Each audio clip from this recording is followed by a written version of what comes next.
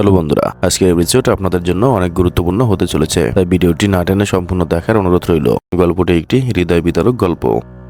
পর্দায় আপনারা এখন যে লোকটি দেখছেন তিনি হলেন রয়েস। রয়েস চোখে দেখে না, একটি গভর্নমেন্ট জব করে, ছুটিতে বাড়ি যাচ্ছিলেন পরিবারের সাথে অবসর সময় কাটানোর জন্য। এটি হলো রয়েজের বোনের কুকুর, নাম সিনোকা। ইনি হলেন ক্যারেট বস, এই বোর্ডের ক্যাপ্টেন। ক্যারেট বস রয়েজকে তার বোর্ডে স্বাগতম জানায়। তখন রয়েজ বলে, সরি, আমি দেখিনি, আমি আপনার জন্য বেশি কিছু করতে পারবো না। তখন ক্যাপ্টেন বলে, আপনাকে কিছু করতে হবে না, আপনি শুধু রাস্তার মজাটা নিতে থাকুন। এ বলে তারা যাত্রা শুরু করলেন তাদের গন্তব্যে যাওয়ার জন্য। তাদের যাত্রা বেশ ভালোই যাচ্ছে। এই সময় ক্যাপ্টেন রয়েজকে জিজ্ঞাসা করলো, তোমাদের কিছু লাগবে কিনা? রয়েজ বলে, না, আমি তো বেশ ভালো উপভোগ করছি। তখন ক্যাপ্টেন বললেন, মন থেকে চাইলে চোখে না দেখেও অনেক কিছু দেখা যায়। রয়েজ বলে, যখন আপনার একটা সেন্স কাজ করা বন্ধ করে দিবে তখন দ্বিতীয় সেন্স আরো ভালো কাজ করবে। তখন ক্যাপ্টেন বলেন, আপনি কি বিয়ে করেছেন? রয়েজ বলে, জি, বিয়ে করেছি, কিন্তু আমার স্ত্রী 2 বছর হলো ক্যান্সারে আক্রান্ত হয়ে মারা যায়। আমার এক ছেলে ম্যাস আর এক মেয়ে এরিন, তাদের দেখাশোনা আমার ছোট বোনই করে। আমার যখন বেশি কাজ পড়ে, যাই হোক না, আমরা অনেকেরই পরিচয় পেয়ে গেলাম। তাদের ভুবন যাত্রা বেশ ভালোই চলছে মনে হয়। এদিকে তার ছেলে মেয়ে আর তার বোন পোর্টঘাটে যাচ্ছেন তাকে নিয়ে আসার জন্য। ঠিক এই সময় বোর্ডের ক্যাপ্টেন হার্ট অ্যাটাক করেন। তখন সিনোকা চিল্লায় উঠে বুঝতে পারে যে ক্যাপ্টেনের কিছু একটা হয়েছে। তখনই রয়েস ক্যাপ্টেনকে ডাকেন, আর ক্যাপ্টেন সাড়া না দেওয়ায় রয়েস উঠে ক্যাপ্টেনের কাছে যায় আর দেখে ক্যাপ্টেন পড়ে আছে। তখন রয়েস গলায় হাত দিয়ে দেখে ক্যাপ্টেন এখনো বেঁচে আছে। এই অবস্থায় এখন কি করবে তা বুঝতেছিল না রয়েস। তাই রয়েস বোটটি কন্ট্রোল করার চেষ্টা করে, আর তিনি তো চোখে দেখে না, কিভাবে কন্ট্রোল করবে? তাই যা হওয়ার কথা সেটাই হলো। বোটটি কন্ট্রোল হারিয়ে একটি বনের মধ্যে এসে পড়ে। রয়েস আর তার বোনের কুকুর সিনোকা অল্পের জন্য বেঁচে যান। ওইদিকে তার বোন তার ফোন বন্ধ দেখে তার অফিসে ফোন দেয় আর তার কথা জিজ্ঞাসা করে তিনি বের হয়েছিলেন কিনা। অফিসের কলিগ তখন বলে, রয়েস অনেক আগেই বের হয়ে গেছে।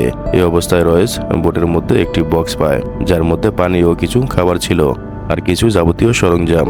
এমন করে কিছুক্ষণ যাওয়ার পরে রাত হয়ে যায়, আর এমন সময় আকাশ চমকে বৃষ্টি পড়া শুরু করলো। তার বোন ইতিমধ্যে তার দেরি দেখে কোস্টগার্ডের কাছে যান, আর তারা অনেক দ্রুত ব্যবস্থা নিবে সেটা জানালো তাকে।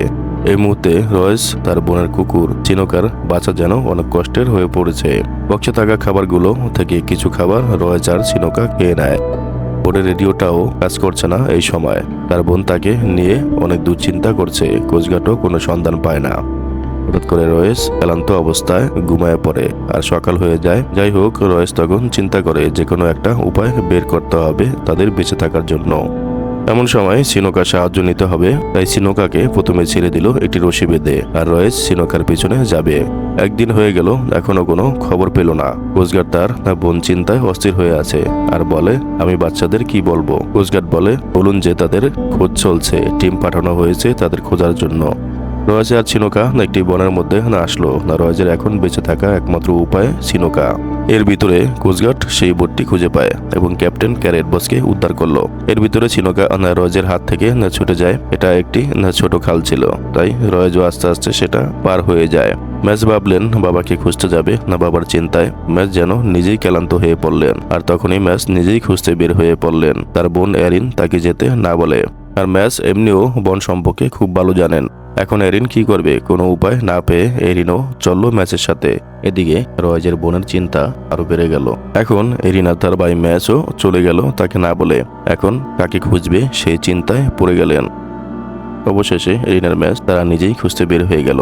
বনের মধ্যে আসলো। তখন এরিন ম্যাচকে বলে, দাঁড়াও, তুমি জানো কিভাবে যে আমরা কোন দিকে যাচ্ছি? তখন ম্যাচ বলে, আরে বোকা, আমার কম্পোজ ব্যবহার করছি। এরিন বলে, ঠিক আছে, আমরা কোথায় যাচ্ছি তোমার কম্পোজের হিসাবে? ম্যাচ তখন বলে, আমরা যাচ্ছি বাবার বোটের দিকে। এরিন তখন বলে, বাবা যে এদিকে আসবে সেটা তুমি জানো কি করে? ম্যাচ বলে, সিনোকা বাবাকে বাড়ির দিকেই নিয়ে আসবে, আমার এটা বিশ্বাস। এমন সময় সিনোকা একটি বাঘ দেখে চিল্লায়, তাতে বুঝতে পারে রয়েস কিছু একটা হতে চলেছে। তখন তার কাছে থাকা একটি ফায়ার বক্স দিয়ে তাকে ভয় দেখালো, আর বাঘটি সেখান থেকে চলে গেল। ততক্ষণে রাত হয়ে গেল। এরিন আর ম্যাচ বনের মধ্যে একটি ক্যাম্প করে নিল রাতে তাদের থাকার জন্য। এই কোস্টগার্ডের লোকটি রয়েজের বোনের অনেক পরিচিত, তাই তারাও সবাই খুঁজতে বের হয়ে গেল। পরের দিন এরিন আর ম্যাচ একটি খাল পার হওয়ার সময় তার ব্যাগটা এরিনকে ধরতে দেয়, আর এরিনের হাত থেকে ব্যাগটি পানিতে পড়ে যায়। সব যাবতীয় সরঞ্জামগুলো ছিল ওই ব্যাগে। তার জন্য ম্যাচ এরিনকে অনেক রাগারাগি করে। ব্যাগটি পানিতে পড়ে যাওয়ার পরে পানির স্রোতের সাথে চলে যায়। এদিকে রয়েজ খুবই ক্লান্ত। তখন আকাশে যাওয়া একটি হেলিকপ্টারের সাউন্ড শুনতে পায় আর তখন চিৎকার করে বলে, আমি এখানে, আমাকে বাঁচাও। কার কথা কে শোনে? তখন তিনি কান্নায় অনেক ভেঙে পড়ে। এর মধ্যে তার বোন আর কোস্টগার্ডটি একটি নেকড়ের কাছে পড়ে। তখন কোস্টগার্ড কিছুটা আহত হয়। এরকম খোঁজাখুঁজি করে দুদিন চলে যাওয়ার পরও তাদের কোনো সন্ধান পাওয়া যায় না। এমন সময় রয়েজের পা একটি গাছের সাথে আটকে যায়। কোনোভাবেই যেন বের করা যাচ্ছিল না। তখন কোনো উপায় না দেখে সিনোকাকে পাঠায় কোনো সাহায্য নিয়ে আসার জন্য। এদিকে একদিন খোঁজার পর রয়েজের বোন কান্না করে আর কোস্টগার্ড এসে বলে, আপনি কি জানেন তাদের পাওয়ার আশা অনেকটাই কমে যাচ্ছে। তখন রয়েজের বোন আরো বেশি কান্না করেন আর বলেন, আমাকে যাওয়ার সময় কিছুই বলে যায়নি। কথা না বাড়িয়ে আমরা চলে যাই তাদের কাছে। ইতিমধ্যে সিনোকা দেখে এরিনার ম্যাচ, তাদের দেখে সিনোকা সেখানে দাঁড়িয়ে যায়। সিনোকাকে দেখে এরিনার ম্যাচ কিছুটা ভয় পায়।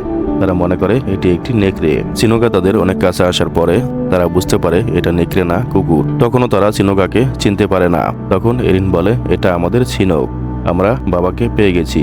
এই বলে তারা সিনোকার পিছনে ছুটছে। অবশেষে সিনোকা তাদের বাবার কাছে নিয়ে যায় আর তারা তাদের বাবাকে জড়িয়ে ধরে কান্না করতে থাকে। আর তার বাবার পা আটকে আছে সেটা বের করার জন্য একটি গাছের ডাল কাটে আর সেটার সাপোর্টে সেখান থেকে বের করে। কিছুক্ষণ পরে তারা একটি হেলিকপ্টারের আওয়াজ শুনতে পায় আর তারা বনে খুঁজে পাওয়া একটি গ্যালাসের আলো দিয়ে সিগন্যাল দেয় আর সেটা হেলিকপ্টার থেকে দেখতে পায়। তারা সেই খবর তখনই কোস্টগার্ড অফিসারের কাছে দেয়। অফিসার তখন তার বোনকে ডেকে আনে আর সেটা জানায়। মনে হয় যে কেউ একজন হবে আর তারা একটি হেলিকপ্টার পাঠায় দেখার জন্য। অবশেষে এত পরিশ্রম সফল হতে যাচ্ছে তাদের। এখানে তারা সবাইকে পেয়ে যায়। রয়েজের বোন সবাইকে দেখে জড়িয়ে ধরে। তারপরে দেখা যায় রয়েজের বোনের হাজবেন্ড চলে আসে আর সিনুকাকে তাদের দিয়ে দেয়। আজকের ভিডিওটি কেমন লাগছে কমেন্ট করে জানাতে পারেন। সাবস্ক্রাইব করে পাশে থাকা বেল আইকনটি অন করে রাখতে পারেন পরবর্তী ভিডিওটি দেখার জন্য। ধন্যবাদ সবাইকে। আল্লাহ হাফেজ।